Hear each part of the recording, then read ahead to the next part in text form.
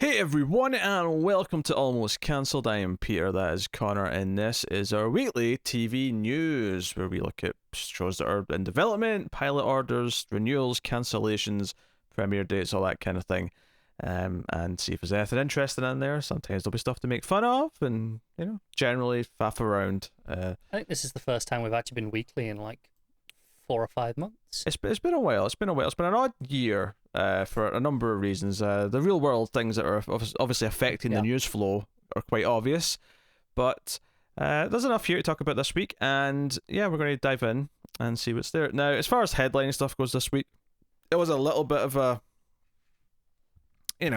shallow pool to take from, but that's all week, is it? Well, so I'm just going to have to give the headliner to a Star Wars thing, and I'm not happy about it. Ha. But Star Wars The Bad Batch, new animated series, which is going to debut in Disney Plus in 2021.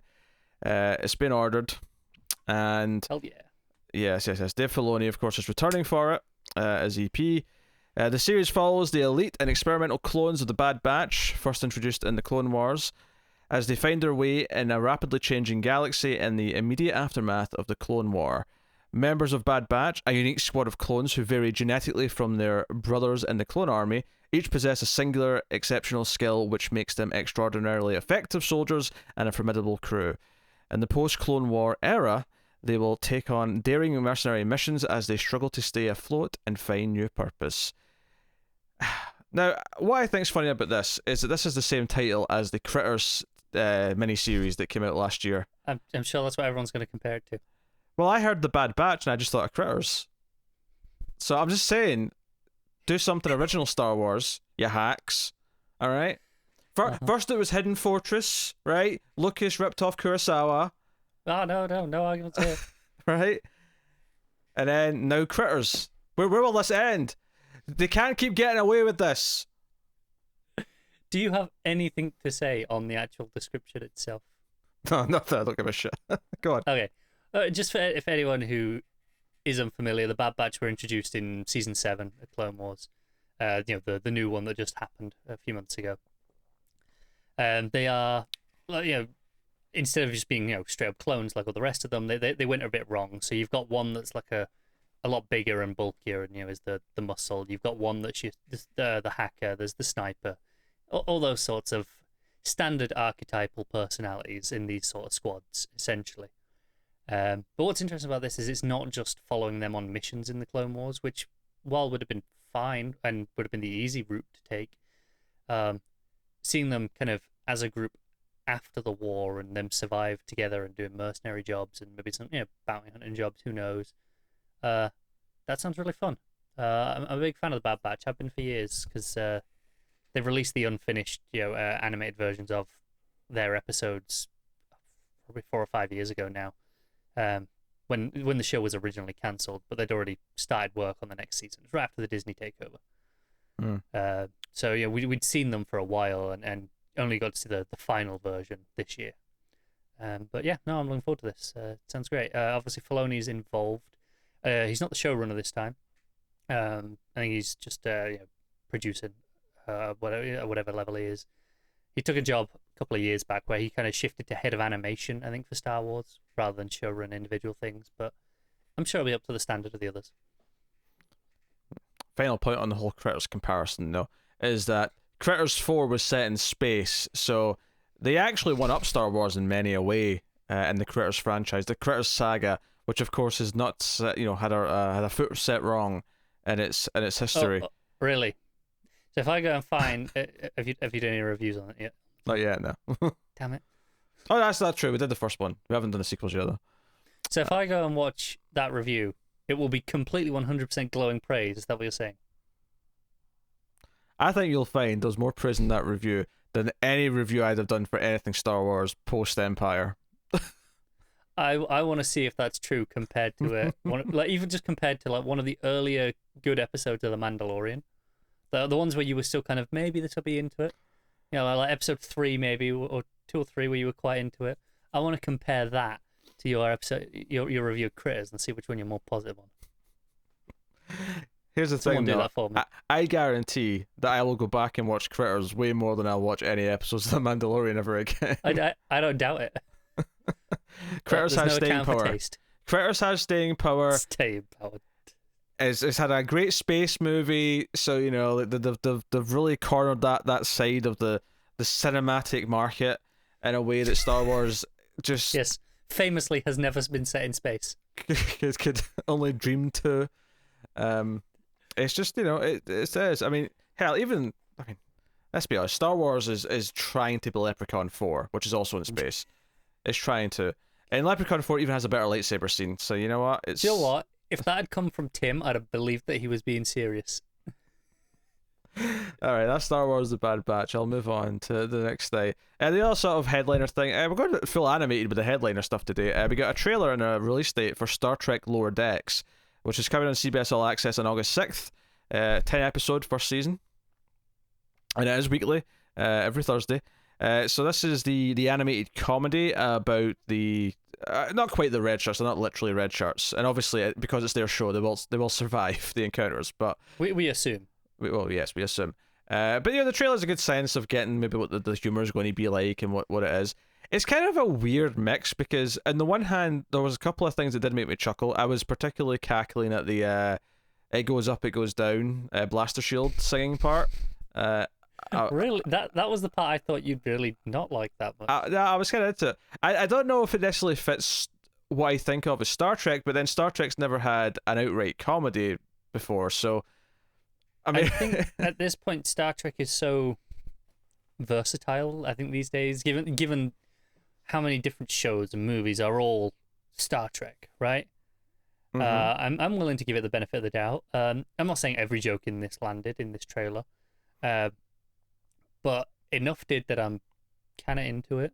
And there's always the chance that I've seen this before with some comedy trailers where the jokes packed next to other jokes and packed next to other jokes kind of just get a bit dull, but in context when they're paced properly in the scene, the same joke that I thought in a trailer was kind of whatever can actually really make me laugh. Yeah. No, it's just it's something different. I do wonder though if it's maybe taking the easy way out in the sort of type of humor it has, where it would be more interesting if they somehow did the humor in a way that kind of felt like it belonged in like classic Star Trek, because there's a lot of Star Trek episodes that are actually really funny. You know, between original series and Next Gen, there's a lot of funny stuff in there. And I do wonder if going just sort of, it's essentially, I mean, there's even someone from Rick and Morty working on it. If just going sort of like quasi Rick and Morty with it immediately is kind of almost just the easy way out. Like, oh, we'll just do a Rick and Morty Star Trek show. Honestly, if it's funny, it doesn't really matter. I'm not saying it does. I'm merely Yeah. I'm merely discussing the concept and. But ultimately, you know, when he was like space, the fun frontier, I was like, okay, I'll check it out. That's what got you, the fun Just, frontier. It was I was kind of on board for most of the trailers then, but it was his delivery of that and kind of taking itself so seriously, in a funny way that was like, okay, I think I can be on board with the comedy here. Okay. All right, so that's Star Trek Lower Decks. That's August 6th. It's coming. So auto renewals and delays and cancellations and all that jazz. Hannah got renewed for season 3 at Amazon, so there's going to be more Hannah coming sometime probably late next year, I would guess, just based on At best, yeah. Right now. So there you go. So we reviewed season 1 and we're relatively positive on it. It wasn't like an earth-shattering show, but the lead actress who played Hannah was notably the best part of it. Yeah. We actually both watched the first episode of season 2 with the intent of reviewing it, and Cara didn't want to, so we just didn't. I watched it and I was like, I've got very little to say about this. It's fine, but it's not going to be engaging content. So, yeah. I just in case I was wondering where it is. No, I'll take the blame, but I thought if you're going to blame me, I'm going to at least defend myself while I do it. You could try. Next up, Kidding, the Jim Carrey comedy at Showtime has been cancelled after 2 seasons. Just throwing that out there quickly. I forgot it was a thing, to be honest. Similarly, Briar Patch was cancelled after 1 season at USA Network. So again, another one just thrown out there. This is kind of a pre-cancellation in that a mini-series that was supposed to be happening on USA Network with Emilio Ventimiglia, I'm going to go with. Not bad. He was going to be doing an Evil Knievel miniseries, and this has actually just kind of been called off. And apparently, this is actually entirely due to the pandemic. This is basically, there was a window to shoot it. The window was, completely cut off because of everything shutting down, and now the time has passed, and they're just, the whole thing's fell apart because of not being able to shoot during March and April. So I'm sure that won't be the only story with this outcome. Yeah, in fact, it was shut down in literally the last day of prep, so they were just about to start shooting. Oh, that's unfortunate. When everything shut down, so now it's just not happening. So not necessarily like it's not that negative in the sense that it's not like a shady behind the scenes story or anything like that. It's just an unfortunate the real world affected it, and now it's not happening. Yeah. I don't think we hold those decisions against anyone right now. They're going to be happening all over, and some things are going to be, it's going to be shit that happens, but such is life right now. And speaking of things affected by that, delay to the Falcon and the Winter Soldier, which was supposed to be coming, was it August that was maybe I think it was August, and we found out because there was a Disney shareholders meeting, and here's everything coming to Disney Plus in August, so they tell the shareholders early, and it wasn't on there. Well, I presume they'd already finished shooting it, because these things get filmed quite far in advance. I imagine it's just the post that's still taking a bit of extra time. Maybe they couldn't get as much of that going. It could be post. It could need pickup shots. There's all sorts of bits that it could need. Because it is worth mentioning, most things are actually back in shooting. There's a lot of stuff shooting. I know Jurassic World 3's shooting right now. I know there's tons of stuff in Australia shooting right now. Not everything's back, but there's enough back now that it does actually feel like things are being produced. What's really funny though, because from a TV perspective, stuff's still coming out, so that's good in that sense. What's funny about the movies though, when I read today that Jurassic World 3 was filming, because there was something that Bryce Dallas Howard was posting photos of her or not injuries, her bruises from a stunt that she got a bunch of bruises on her arm, and it was like, oh yeah, this is actually shooting right now, and I'm like, so they're still shooting movies right now, but they keep not releasing movies, at least the big ones for theaters. So they're gonna have so much content saved up. Yeah, but the thing is, if you put movies too close together, they eat into each other's box office. So I am going to be fascinated the schedule of releases once everything starts getting released again in theaters. I am it's fascinating. And it's the longer this goes on without them, the more interesting. Because I think we're still technically due Tenet in 3 weeks or something like that. Yeah, analysts have basically said that they don't expect it to happen. It's going to get pushed again. In fact, of course it is. What studio head said this? I can't remember, but there was basically one studio head that said they didn't expect movies to be released in theaters again until mid-2021. That was it was just asked point blank. He said, that's my guess right now. So I can appreciate the blunt honesty of that, being like, look, it's out, because it's not like we're blaming the studios going, why aren't you releasing this? That's not your fault. Shit happens. And even if it's some theaters are open, or even if all the theaters are open, what sort of impact to the box office will happen just because, at least, even if just 30% of the audience just don't want to go because they don't think it's safe yet, even though, because let's face it, a lot of things are being opened or a lot of restrictions are being lifted before they either should, or at least before a lot of people feel they should, and therefore you still want to sort of no, I'm going to still isolate a little bit because I don't necessarily trust that it's actually ready to go back out of the world in the way that we used to. Yes, especially if again, the science is unconfirmed at this point, but there are signs point towards it being airborne, not just in droplets, meaning that cinemas are a terrible environment because it's all recycled air. Yeah, so it's just one of these things. Whereas Falcon the Winter Soldier, I do expect to see just a little bit later because it's releasing on a streaming service anyway. There's no change. In fact, just a final note on this, because I think we're moving out of delays after this, is as of right now, the New Mutants is still supposed to be coming out in August. And what's really funny about this is I heard some theories this week as to why they can't just sort of give up and just put it out on Hulu. I believe it was part of their deal, wasn't it?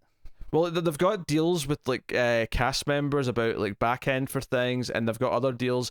And basically, there's a deal for where it goes to for streaming first. So if they give up and say we're just going to put it straight to streaming, they can't actually put it straight to Disney Plus. They have to give it to whoever they had a deal with, whoever Fox already signed a deal with before everything went down. Yeah, I think from what I've read, part of the deal with Fox was any movies that had already been produced had to be released in the cinemas, and then X-Men movies specifically had to go to HBO. Was where it would go to until whatever year that deal runs out. Like so it's like HBO get a year first exclusivity or whatever it is. So to put that in perspective, even if they could release it straight to Disney Plus, they'd still be losing out because they don't make money from Disney Plus directly in the same way they do from theater tickets. But secondly, they can't even put it at Disney Plus. They'd have to put it on a rival streaming platform. So they're basically locked into having to release it in theaters. Can you imagine HBO Max going, "Hey guys, guess what's coming to HBO Max in September?" Imagine if they only knew like big movie theater or theater movie that's out in the next few months is New Mutants. Everything else keeps getting pushed, but Disney's you know what, just put it out, see how it does. The question don't is, care. Does it still beat the box office from the first couple of months of the year's releases? Oh, I don't think so. No, even if it's the only movie. I don't think it beats stuff like Sonic and Invisible Man and whatever. I think it does poorer than those. Probably. I genuinely do. Even with no competition, it can have 3 months to itself. It still won't win. Well, just a number of theaters that are still going to be closed next month, plus the fact that some people just won't want to go. Like, no, I know. It's just funny. So no, I don't even think for a second it has a chance. So moving on. So Amazon are developing a comedy. They've put in development The Undesirables, a half-hour comedy series that comes from Ken Chang and Arvin Chen. It's like I was saying two names there that were similar. Just to be that clear, Ken Chang with a G at the end, and then Arvin Chen with no G at the end. So they are going to write and executive produce the project, and it comes from Crab Club Inc. and SB Projects. So, right, The Undesirables is a half-hour comedy set in a near-future Los Angeles that explores the unexpected relationships that form when a group of outcasts are forced to bond under unusual circumstances. That is so goddamn vague. That tells me less than like a standard network comedy description does, and they tell me nothing. What is the near future? I think is supposed to be the hook. I guess you have to give me a little bit more than that to give some context for why they're ostracized or why they're forced into this group. And how near future are we talking? Are we talking like basically the same, or are we talking about? Well, I mean, there's some slight dystopia elements coming in, perhaps. Yeah. So there you go. So that's a half-hour comedy Amazon are working on. Netflix got an animated series in the works, based on the Usagi Yojimbo comics, and it's called Samurai Rabbit: The Usagi Chronicles. This came from Stan Sakai's comic that began in 1984. And counting James Wan amongst its executive producers, the CGI series will follow teenage rabbit samurai Yuichi, descendant of the great warrior Miyamoto Usagi, on his epic quest to become a true samurai. But he isn't alone. He leads a ragtag team of misfit heroes, including a roguish bounty hunter, a cunning ninja, an acrobatic pickpocket, and a faithful pet lizard, as he battles depth-charging moles, metal-tipped winged bats, and monsters from another dimension, all in the pursuit to become the best samurai Usagi. Yeah, I'm into this. This is a property I've been interested in for years. There's just so much of it. I've not known where do I dive in? Where do I start? Because it's still running, the comics. They're still publishing new ones every month. So, yeah, there's a lot of them. And but I'm interested. So hey, Netflix giving me a version. That seems ideal. I mean, I've heard of it in passing. I couldn't have told you anything about it. I mean, honestly, I see Usagi Yojimbo and I just go, Yojimbo's a Kurosawa movie. I know that samurai. I can picture can you picture the samurai rabbit? No. You'd probably recognize if you saw it. Just in general, I think you'd probably seen a cover or something. Very possibly. I imagine the Yojimbo was probably, a homage to the Kurosawa character. Almost certainly, yeah. Oh, the character's called Yojimbo, the character's called Sanjuro, but the films, yeah. So, there you go. Samurai Rabbit, the Usagi Chronicles. Netflix are developing that. Next up, HBO is developing a reboot of therapist drama In Treatment. So I've never heard of this, admittedly. But this show ran for 3 seasons and over 100 episodes, ending in 2010. Over 100 episodes in 3 seasons. It's a lot of episodes per season. It is. The series is based on an Israeli format called B Tipul, created by the Affair's Haggai Levi. The US version, which was produced and developed by Rodrigo Garcia, starred Gabriel Byrne as a psychotherapist, Paul Weston speaking to his clients as well as his own therapist. Yeah, I recognize the actor in the photo from the original US version. But yeah, how many? Yeah, this is strange. Yeah, like was it on HBO? Because HBO don't typically make long seasons. Never mind long enough for this much. I'm doing some research here. I'm fascinated. I don't know. I'm not really familiar with the show at all. In treatment, American TV show. No, I'd never heard of it. Number of episodes 106. The only things that I can think of that have that many episodes per season these days are like kids cartoons where they order like 50 episodes at once. Okay, this is a weird format. So they do this thing where different patients have their own kind of episodes, seemingly. Right.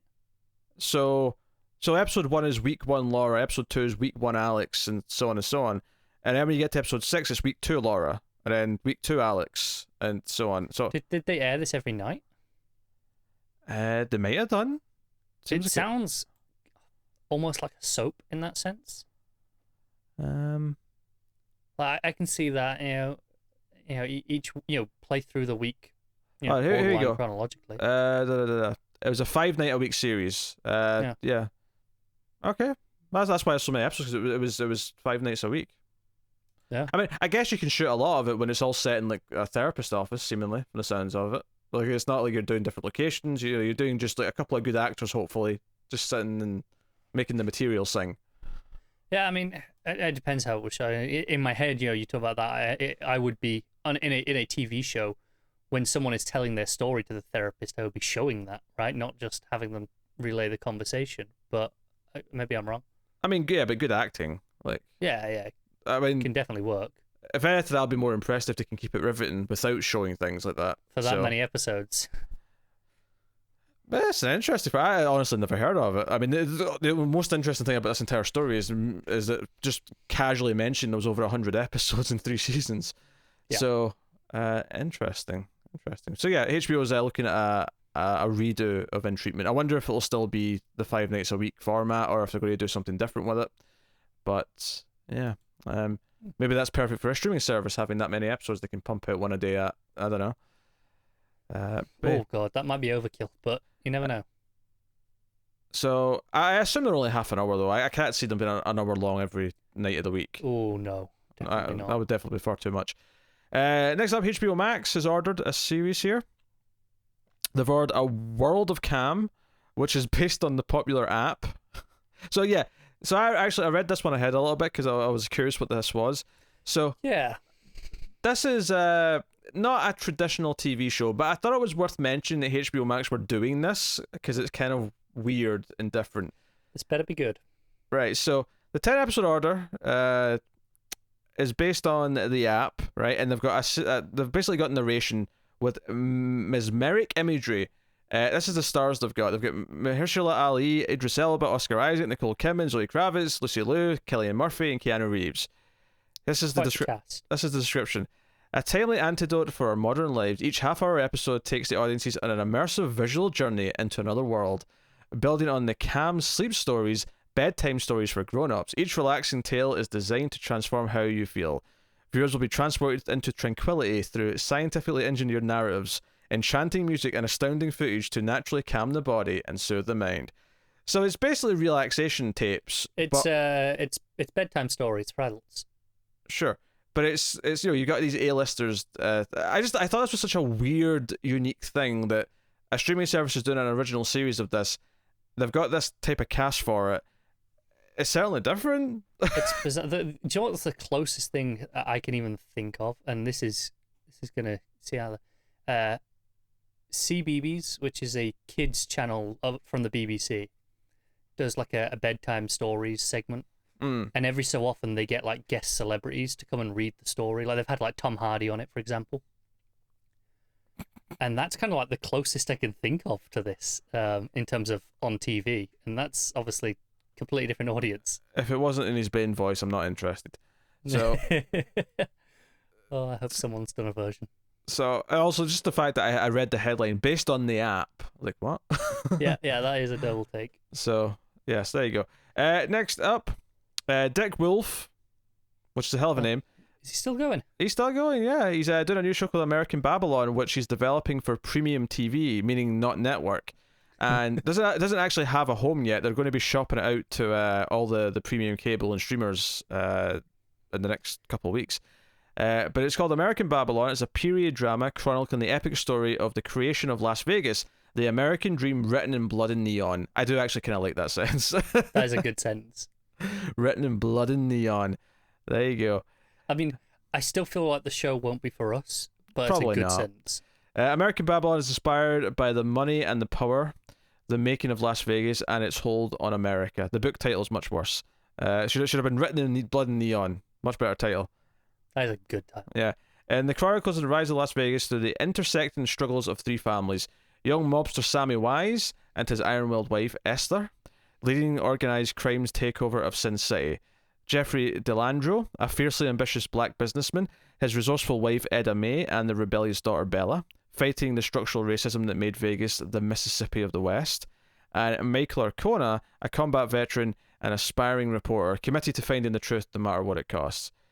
It's so hard to sort of gauge this because obviously everything Dick Wolf's ever done has been stuff that's not appealed to us because it's all been very networky. Yeah, all network sort of cop stuff, crime stuff, blah blah blah. I mean, maybe this being a serialized show on a cable network is kind of what turns it into something that's more for us. Probably not, but it's not out of the realm of possibility.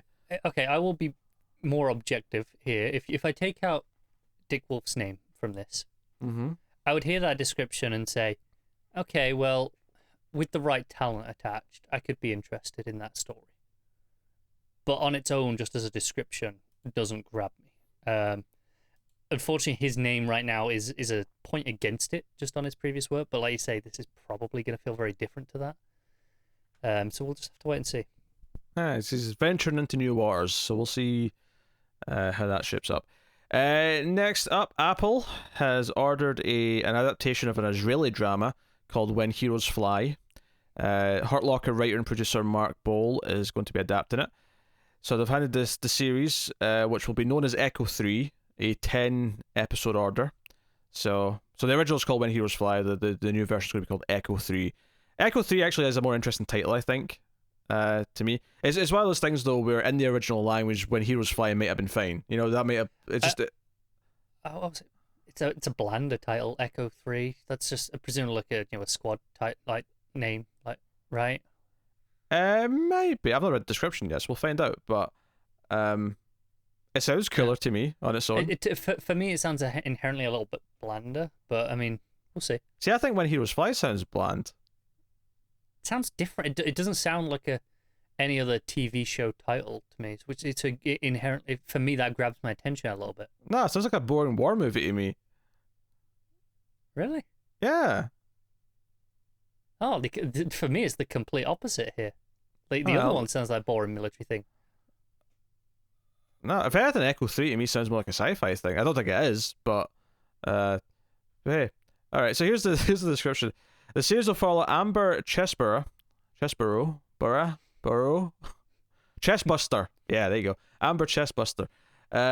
A brilliant young scientist and emotional center of a small American family. When she goes missing along the Colombia-Venezuela border, her brother and her husband, two men with deep military experience and complicated past, struggle to find her in a layered personal drama set against the explosive backdrop of a secret war.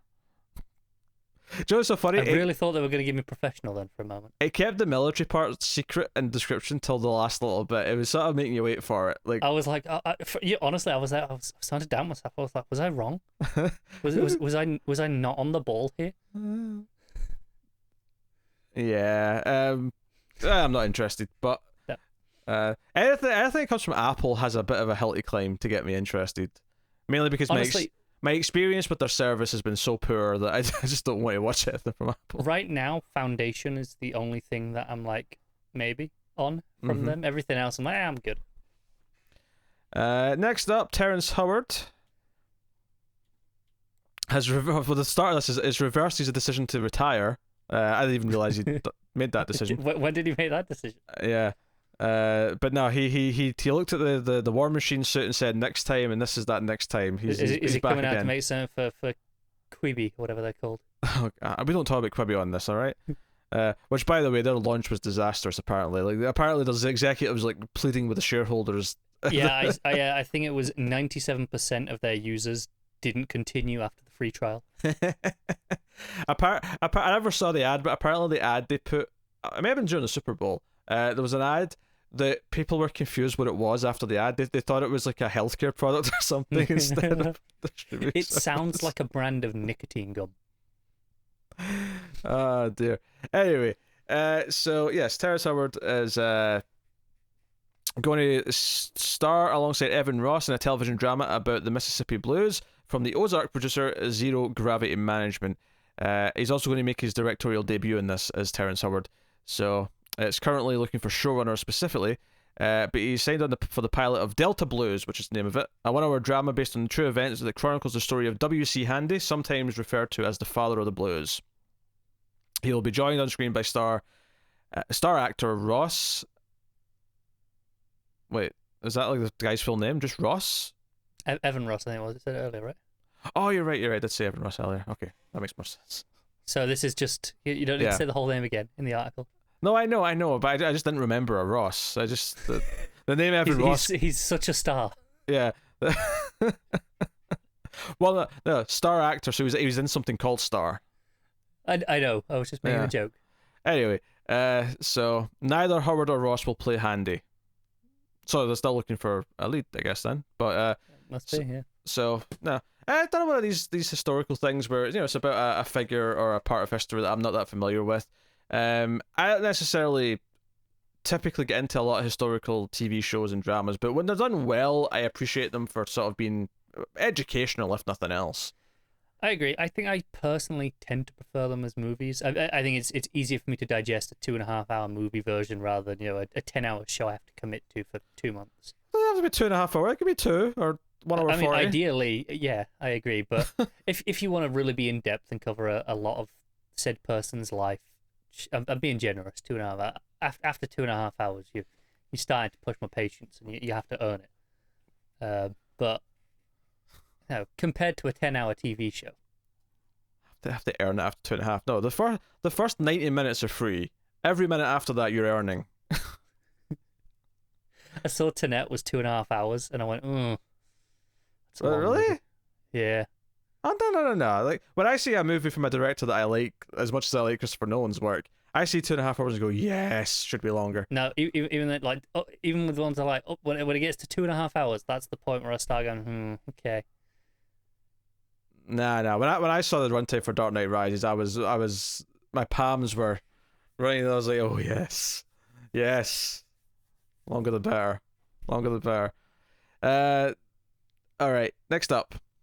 So, TV series based on the Red Lotus is in the works from Sherry Marsh, Julia Gardner, Kate Brooks, and Anton. This is again another one where there's no network yet. Obviously, they're going to attach it to something when they find a home. The Red Lotus follows Alexis, a young ER doctor in New York whose boyfriend goes missing while on vacation in Vietnam. As a result, she uses her deductive reasoning and expertise as an emergency room medical professional to embark on an international manhunt. What? Alexis going on a manhunt, apparently. Set against the backdrop of a geopolitical power struggle, multinational pharmaceuticals, and modern warfare, the Red Lotus tells a story of love and deceit, as well as the very nature of humanity and evolution. I'm trying to work out on a scale of, 1 to 3, how much I don't give a shit. I can't even decide which end is high and which end is low. Well, presumably the scale is still 1 to 10. It's just that it's a very condensed scale. Yeah. Your cap is just at 3. Sure. Well, no. My point. It was a 1 to 3 scale of like there is so little room to maneuver on this scale that it doesn't need a full 10 points. No, but the idea being that it's 10 is you very much give a shit, right? If it's a 3 point scale, then one end means you give a shit, one end means you doesn't. It doesn't. You don't. Right? Right. That's my point. There's very little wiggle room maneuver. It's like I'm working between on a 10 point scale. Like in this scenario, I'm working between a 4 and a 6 of like, do I or don't I? Like it's a binary decision. Then why have a scale? Why bring up a scale? Just say you do or don't care. You don't care, obviously. Okay. 3 point scale would be something interesting to throw in. No, never. Well, it might catch on. You never know. Like if people can rate movies in 4s, then why not? No, they can't. No, they can't. They're the scum of the universe, and they can't. End of discussion. All right. Oh, I knew that'd rile you up. People who rate things out of 4 stars are going to a special place in hell. All right. You hear that, James? Special place in hell. All right. Last story up this week. We got a network show, so you're going to enjoy this. ABC is put in development a medical drama from The Good Doctor writer-producer David Renaud. So the series executive producer Seth Gordon, Drop Dead Diva creator Joss Berman, and Sony Pictures TV. So written by Renaud, the series is loosely inspired by his life, centering around a doctor whose life is upended when a tragic accident robs her of her ability to walk. Renaud was left paralyzed in a car accident when he was 19. Obviously, the character in the show, I think, is a woman, but yes. Renaud is not. Just because it switched pronouns there for a second, and I really had to think about why. I was which like, oh, one okay, was I get which? it. Yeah. So this disability motivated him to go to medical school and become a doctor, but his love for storytelling led him to a career turn. While still practicing medicine, he went to UCLA Film School before getting into Disney's ABC writing program. The program helped him launch his writing career with a job on the network's short-lived drama series Blood and Oil.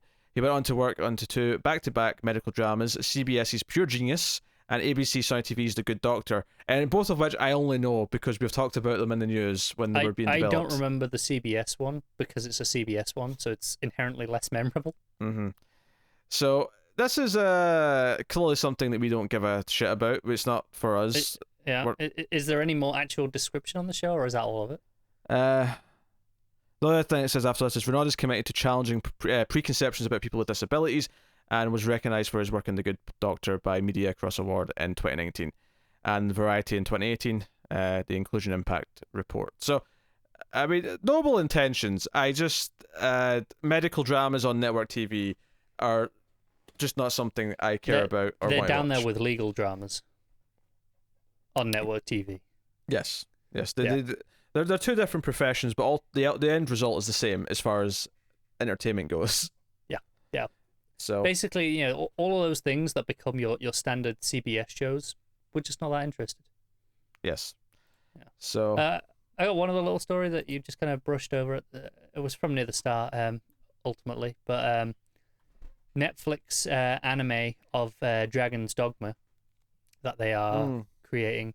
That's actually launching on the 17th of September. This is an adaptation of the games. I assume it's an adaptation. It might just be something set in the world of. Actually, to be honest, I haven't looked into it too much.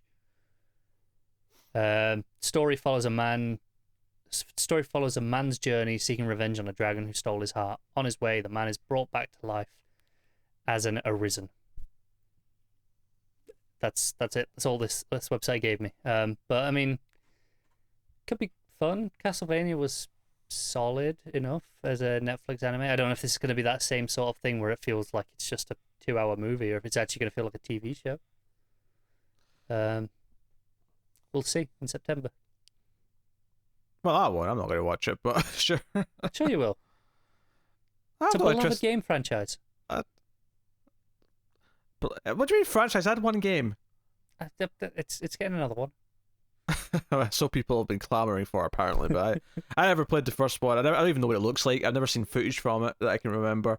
It's Dragon's Dogma is this thing that I've heard so many people talk about, but it just, as far as I'm concerned, it didn't even really exist. It's just apparently people have played this game, Dragon's Dogma, and it existed. I do not care. I mean, the first part of this description was based on the world famous action RPG. The only apparently not to Pete. The only potential interesting thing, and not necessarily to me because I don't really care about Dragon's Dogma, but is that this could be a prelude to an actual announcement of another game where maybe, Capcom is going to show a new trailer for this next month and then go, oh, but wait, there's more, and then show a game teaser. Look, now Netflix have a working relationship with Capcom. What else is next? Well, they already have Resident Evil in the works. That's been I know, but what else? They could have so much more.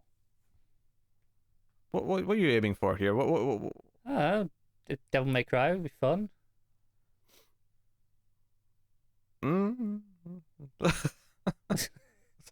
That would make a great fun anime series. I don't want an anime series of anything. I'm good.